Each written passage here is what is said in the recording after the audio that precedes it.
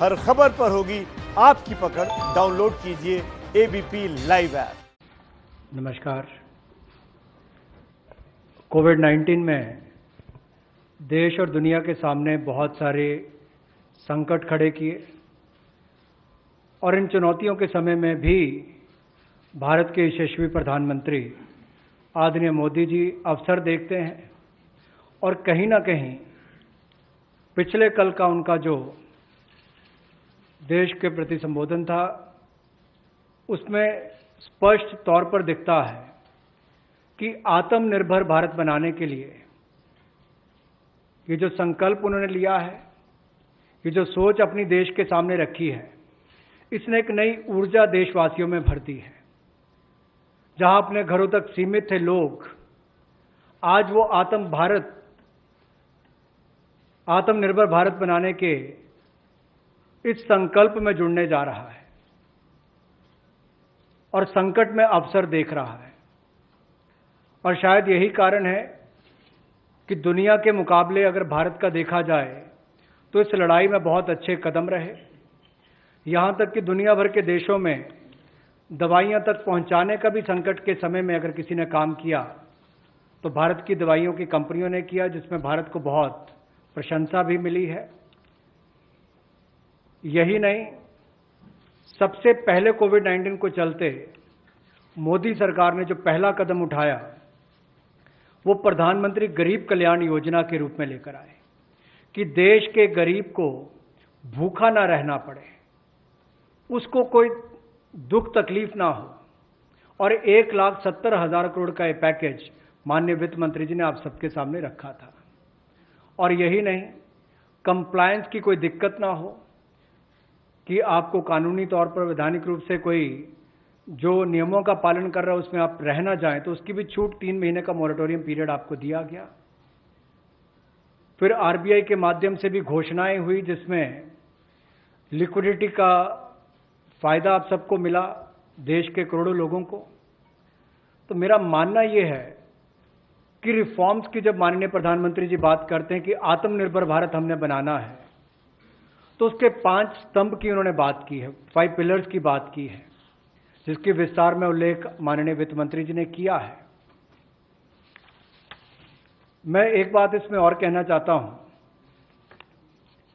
कि ये जो हम इकोनॉमी की बात करते हैं, अर्थव्यवस्था की बात करते हैं, पहला स्तंभ आधारभूत ढांचा हमारा ऐसा हो जो आधुनिक हो। और यही नहीं, हमारे सिस्टम जो है वो 21वीं शताब्दी में हमें विश्व गुरु बना सकें, उस लायक हम बनाएं।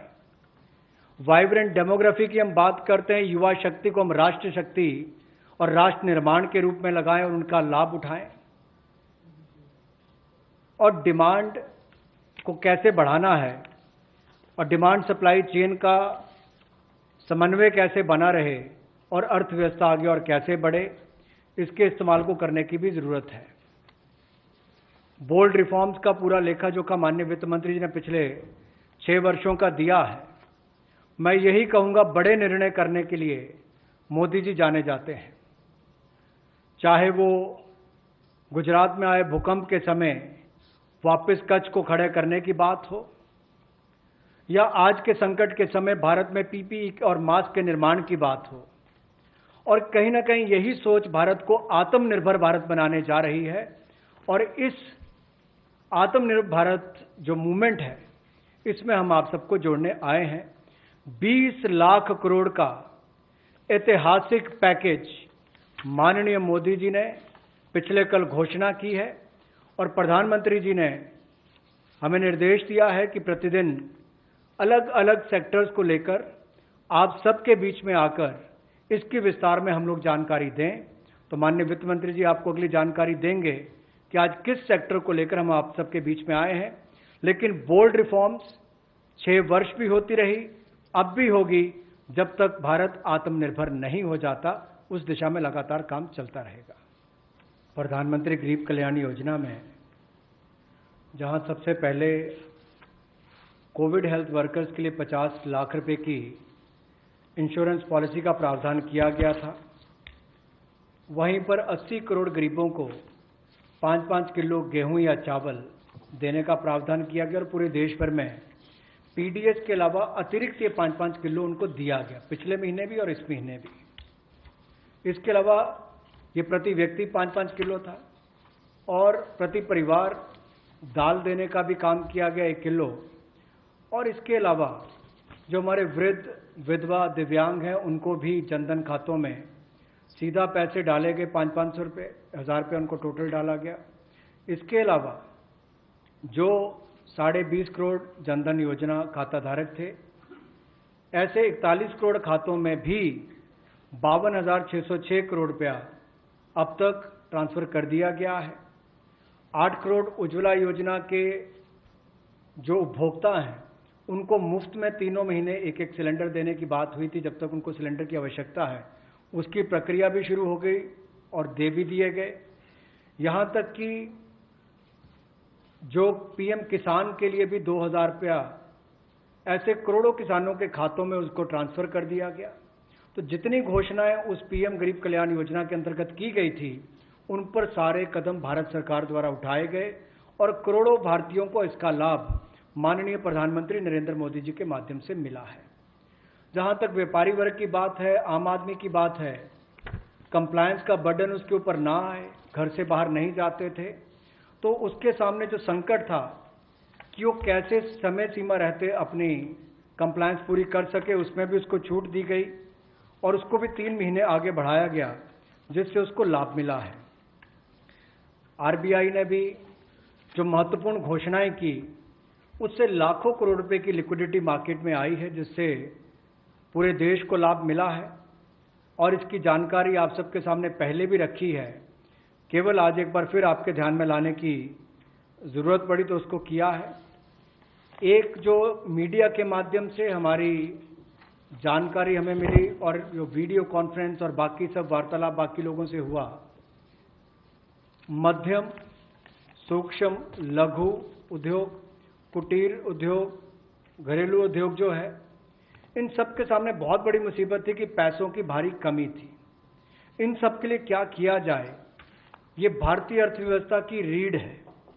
ये जो हमारा सूक्ष्म, लघु, मध्यम उद्योग है, कुटीर उद्योग है, गृह उद्योग है, इन सब का एक बहुत महत्व है। 12 करोड़ से ज़्यादा लोगों को ये रोजगार देते हैं। तो ऐसे कारोबार और व्यापार करने वाले, विशेष तौर पर एमएसएमई सेक्टर जो है, इसके लिए आज एक बहुत बड़ी घोषणा है कि collateral free automatic loan 3 lakh crore रुपए का मध्यम, सूक्ष्म, लघु, कुटीर और गृह उद्योग को मिलेगा। इसमें किसी को अपनी ओर से कोई गारंटी, कोई कोलेटरल देने की आवश्यकता नहीं है और इसका समय सीमा भी 4 वर्ष की होगी और पहले 12 महीने यानी कि पहला 1 वर्ष उनको प्रिंसिपल रीपेमेंट नहीं करना पड़ेगा, इनके मूलधन का चुकाना नहीं पड़ेगा, मूलधन को नहीं चुकाना पड़ेगा और 12 महीने की इस पर छूट रहेगी और 4 वर्ष के लिए उनको ऋण दिया जाएगा। तो 3 लाख करोड़ रुपए का ये ऋण, ये हमने बगैर किसी गारंटी, बगैर किसी कोलेटरल के भारत के मध्यम, सूक्ष्म, लघु उद्योग, कुटीर और गृह उद्योग के लिए मोदी सरकार ने करके दिया है। जो सूक्ष्म, लघु, मध्यम उद्योग या कुटीर या गृह उद्योग है, उनकी इन परिस्थितियों को देखकर गौण कर्ज या अधीनस्थ ऋण के रूप में 20,000 करोड़ रुपए का प्रावधान इन स्ट्रेस्ड एमएसएमईज के लिए किया गया है, ताकि इनकी जो कमी आती थी उस कमी को दूर किया जा सके। और इसमें भी लगभग 2 लाख से ज़्यादा मध्यम, लघु, सूक्ष्म, कुटीर उद्योग को लाभ मिलने वाला है और ये 20,000 करोड़ का गौण ऋण ये तनाव वाली एमएसएमईज को दिया जाएगा। जो मध्यम, लघु, सूक्ष्म उद्योग अच्छा कर रहे हैं, विस्तार करना चाहते हैं, आगे बढ़ना चाहते हैं, लेकिन उनके आकार को बढ़ाने की, क्षमता को बढ़ाने की सुविधाएं नहीं मिल पाती थी, तो उसके लिए फंड्स ऑफ फंड्स का प्रावधान किया गया है और इस फंड्स ऑफ फंड्स के माध्यम से 50,000 करोड़ की इक्विटी इन्फ्यूजन होगी, ये हम करने जा रहे हैं। इससे इन सभी अच्छा काम करने वाले मध्यम लघु सूक्ष्म उद्योगों को अपना आकार और क्षमता बढ़ाने का अवसर मिलेगा। सूक्ष्म लघु मध्यम उद्योग में इसकी परिभाषा में कम दहलीज होने के कारण ये लगातार संकट रहता था कि अगर हम इससे बाहर जाएंगे तो हमें जो हमारे बेनिफिट्स मिलते हैं, लाभ मिलते हैं, उससे हाथ धोना पड़ेगा। और यही कारण था कि हमारे कुटीर सूक्ष्म लघु उद्योग कभी बड़ा बनने का सपना नहीं देखते थे, और सपना देखते भी थे तो ये जो सीमा इसके लिए रखी गई थी, कम दहलीज थी, इसके कारण ये बड़े नहीं हो पाते थे। और कहीं ना कहीं जो आज कंपटीशन है उसमें फिर ये बहुत पीछे रह जाते थे। वर्षों लंबित मांग है, वर्षों से मैं सुनता आ रहा हूं, चौथी बार एमपी बन गया, कब से शुरू हो रही, आज तक वही मांग है। मैं धन्यवादी हूं प्रधानमंत्री मोदी जी ने इस पर यह कदम उठाने के लिए कहा है। और जो पहले क्राइटेरिया था कि मैन्युफैक्चरिंग यूनिट जो है वो 25 लाख से कम इन्वेस्टमेंट की होगी तो माइक्रो में आएगा, और सर्विस एंटरप्राइजेज जो थी वो 10 लाख तक की अगर उसने इन्वेस्टमेंट की होगी तो माइक्रो में आएगा। अब इसमें एक बदलाव किया गया है कि निवेश की लिमिट को तो बढ़ाया ही गया है, साथ में कारोबार को भी जोड़ा गया कि आपने व्यवसाय या कारोबार कितना उस वर्ष में किया है। तो इसको इन्वेस्टमेंट को बढ़ाकर माइक्रो के लिए 25 लाख से बढ़ाकर 1 करोड़ तक की जो इन्वेस्टमेंट करेगा वो माइक्रो यूनिट कहलाएगा। और ये मैन्युफैक्चरिंग और सर्विसेज दोनों के लिए एक ही क्राइटेरिया रहेगा, तो सर्विस सेक्टर को भी माइक्रो में आने का लाभ मिला है। तो 1 करोड़ से कम निवेश करने वाले को माइक्रो इंडस्ट्री में जो 5 करोड़ तक का व्यापार कारोबार करेगा उसको माइक्रो कहा जाएगा। स्मॉल वाले के लिए 10 करोड़ तक का निवेश और 50 करोड़ तक का कारोबार करने का प्रावधान, और मीडियम जो है उसमें 20 करोड़ तक का निवेश और 100 करोड़ तक की टर्नओवर। तो आप कल्पना कीजिए कि कल तक जो शायद मीडियम वाले के लिए आता था वो आज आपके स्मॉल वाले के लिए भी उससे बेहतर ऑप्शंस आकर खड़ी हो गई।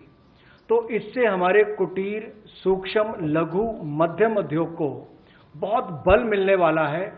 एक और बैंकों का हाथ पकड़ना, पैसा देना, दूसरी तरफ से डेफिनेशन चेंज करके उनके आकार और क्षमता को बढ़ाने का अवसर देना, ये अपने आप में क्रांतिकारी कदम इस दिशा में लिया गया है। पिछली 2 स्लाइड्स में भी आपने देखा होगा कि कुटीर सूक्ष्म लघु मध्यम उद्योग के लिए जो बड़े कदम उठाए गए हैं, 3 लाख करोड़ के कोलैटरल फ्री और कोई नई गारंटी दिए बिना एक और से ऋण उपलब्ध करवाना, उसके अलावा जो बाकी कदम उठाए गए और उनकी परिभाषा बदलने का काम भी किया गया, तो ये कदम उससे एक और स्तर ऊपर है कि ये सब बदलने के बाद उनको कामकाज जब मिले तो कंपटीशन में कहीं ना कहीं अनफेयरनेस जो होती थी उसमें हमारे लोकल उद्योग वो पीछे रह जाते थे। तो लोकल को बल, लोकल से ग्लोबल तक जाने की बात जो कल तक प्रधानमंत्री जी ने कही, उसी दिशा में एक ये कदम है। लोकल के लिए वोकल भी, लोकल को बल भी, लोकल से ग्लोबल भी। तो ये इसीलिए ग्लोबल टेंडर्स जो हैं ये 200 करोड़ तक से कम वाले जो हैं इसमें, यानी कि 200 करोड़ से कम वाले में ग्लोबल टेंडर्स नहीं होंगे।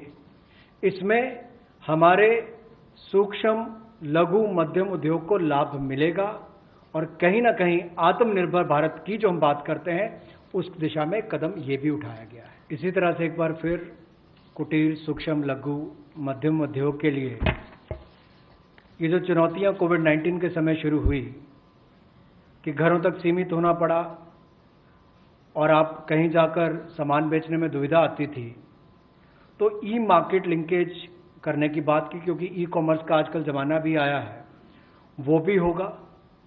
और इसके अलावा व्यापार मेलों में कैसे वो इन्वॉल्व हो सके, उनका शामिल होना हो, प्रदर्शनियों में उनकी पार्टिसिपेशन हो सके, इसके लिए कदम उठाए जाएंगे।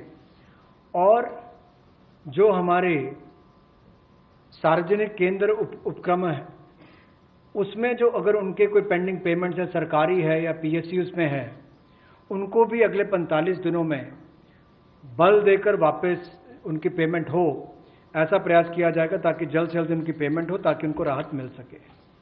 1,70,000 करोड़ के प्रधानमंत्री गरीब कल्याण पैकेज में एक सुविधा दी गई थी कि ईपीएफ जो है, प्रोविडेंट फंड जो है, वो 12% जो कर्मचारी उसका भी और जो नौकरी देने वाला उसका भी 12% भारत सरकार देगी। और ये पहले 3 महीनों के लिए हमने किया था, जिसकी भुगतान कर भी दिया गया पहले 2 महीनों के लिए, और इसको अगले 3 महीने और बढ़ा दिया जाएगा। इसका प्रावधान भी जून, जुलाई और अगस्त के लिए कर दिया गया है। 3,67,000 ऐसी संस्थाओं के 72,22,000 ऐसे कर्मचारियों को इसका लाभ मिलेगा, जब कर्मचारी का 12% हिस्सा भी और नियोक्ता जो नौकरी देने वाला है उसका 12% हिस्सा भी भारत सरकार देगी, और ये कुल मिलाकर 2500 करोड़ के लगभग का लाभ इनको मिलेगा। एक और प्रावधान, क्योंकि आज के समय पैसा कर्मचारी के हाथ में भी कैसे ज़्यादा हो, इसमें भी एक बड़ी राहत देने का प्रयास इसमें किया है कि जो ईपीएफ कंट्रीब्यूशन है, जिनका ईपीएफ का योगदान है, वो ऐसे संस्थानों के लिए और कर्मचारियों के लिए 12% से कम करके 10% अगले 3 महीनों के लिए किया गया है। इससे कर्मचारी भी और संस्थान दोनों को लाभ मिलेगा। लेकिन जो सरकारी हमारी संस्थान है, सेंट्रल पीएससीज हैं, इनके लिए 12% ही रहेगा, उसमें कोई बदलाव नहीं किया गया है। तो इससे कुल मिलाकर 6,750 करोड़ रुपए का लिक्विडिटी सपोर्ट इनको मिलेगा, और एक तरह से 6,750 करोड़ रुपया ज़्यादा इनके हाथ में आएगा। गैर बैंकिंग वित्तीय कंपनियां, एनबीएफसीज या फिर हमारे हाउसिंग फाइनेंस कंपनीज और माइक्रो फाइनेंस इंस्टीट्यूट, इन सब के लिए जो इनके पास लिक्विडिटी की कमी आती थी, धन का अभाव होता था, उसके लिए ये नई योजना लेकर आए हैं, जिसमें 30,000 करोड़ रुपए का विशेष तौर पर प्रावधान किया जाएगा। स्पेशल लिक्विडिटी स्कीम ये होगी, जिससे इनके धन की आपूर्ति भी होगी, और इसके माध्यम से जहां एक और हाउसिंग सेक्टर को बल मिलेगा, एमएसएमई सेक्टर को बल मिलेगा, उसका भी लाभ हमारी अर्थव्यवस्था में और नीचे आम आदमी को पहुंचेगा, और इसका पूरी तरह से गारंटी भारत की सरकार देगी। जहां पहली 30,000 करोड़ की लिक्विडिटी गारंटी स्कीम लेकर आए थे एनबीएफसीज के लिए, एचएफसीज और एमएफआईज के लिए, वहीं पर अब आंशिक ऋण गारंटी योजना, ये लगभग 45,000 करोड़ रुपए की एनबीएफसीज का इसमें प्रावधान किया गया है। इसमें भारत सरकार गारंटर होगी, जो 20% का नुकसान इसके द्वारा वहन किया जाएगा।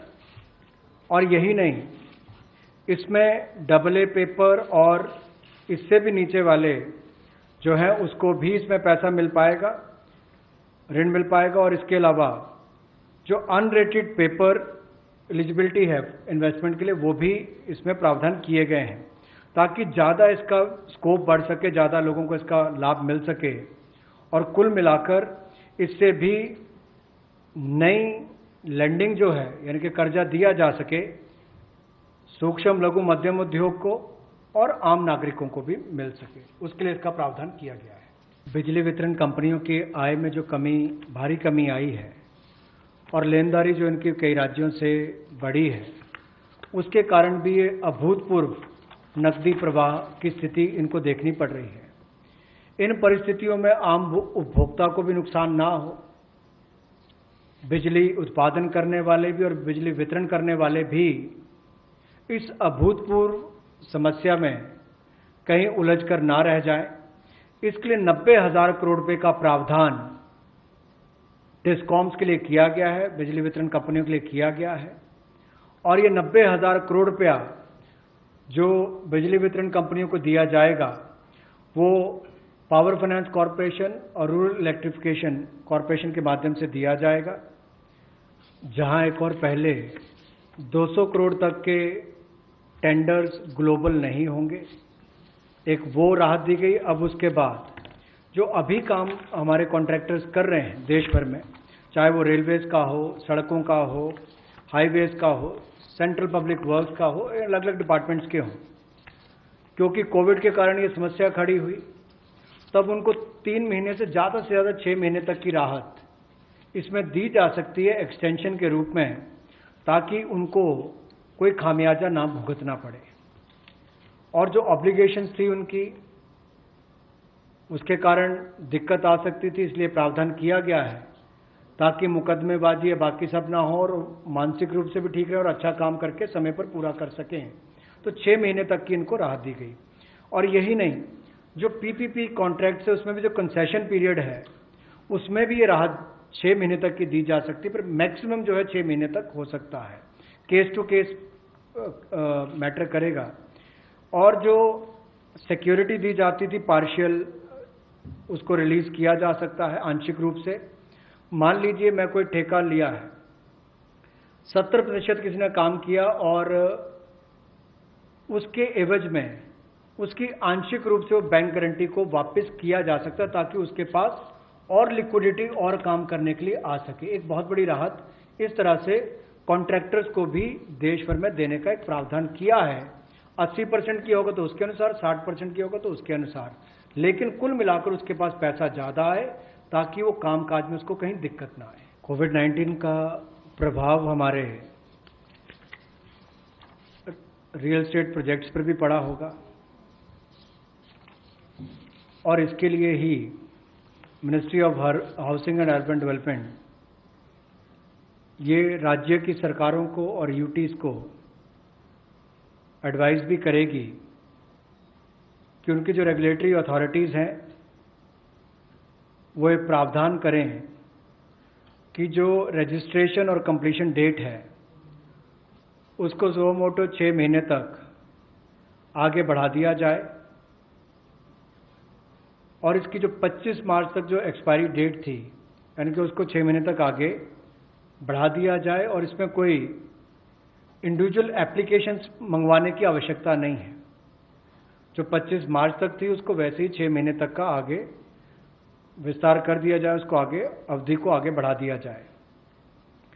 रेगुलेटरी अथॉरिटीज़ को भी यही अनुरोध किया गया है, और इसमें ministry of housing and urban affairs के माध्यम से जाएगा कि 3 महीने तक पीरियड उसको भी आगे बढ़ा दिया जाए, और जो फ्रेश प्रोजेक्ट रजिस्ट्रेशन सर्टिफिकेट्स हैं वो भी रिवाइज टाइमलाइंस के साथ दे दिए जाएं। तो इसी तरह से रेरा के अंतर्गत जो टाइमलाइंस है उसको आगे बढ़ाने की जो बात कही गई है इसमें विस्तार में कही गई। जो टीडीएस रेट्स हैं वो सभी नॉन सैलरीड पेमेंट वालों को, रेजिडेंट्स को, और टीसीएस रेट जो है उसमें 25% की कटौती की गई है फाइनेंशियल ईयर 2020-2021 के लिए, और इससे 50,000 करोड़ रुपए का लगभग लाभ आम जनता को मिलने वाला है। यानी कि अगर मेरा 100 रुपया बनता था तो मैं 100 रुपये की बजाय अब 75 रुपये दूंगा, और उसमें 25% की कटौती की गई है। तो एक बहुत बड़ी राहत गैर वेतनभोगी इन सबके लिए, non salaried payment to residents, इनके लिए की गई है। 5 लाख तक के रिफंड 14 लाख से ज़्यादा लोगों को अब तक वापस कर दिए गए थे। उसके अलावा जो उससे ऊपर वाले उसकी भी प्रक्रिया शुरू, और बहुत सारे लोगों को वो भी वापस कर दिए गए हैं जो रिकॉर्ड समय के अंदर किए गए। अब इसके अलावा जो पेंडिंग रिफंड्स हैं, चाहे वो चैरिटेबल संस्थाओं के हों, ट्रस्ट के हों, या नॉन कॉरपोरेट बिजनेस या प्रोफेशंस के हों, यानी कि प्रोप्राइटरशिप, पार्टनरशिप, एलएलपी, कोऑपरेटिव्स, इनको भी जल्द ही इनके रिफंड्स इशू कर दिए जाएंगे ताकि पैसे की कमी कहीं पर ना आए।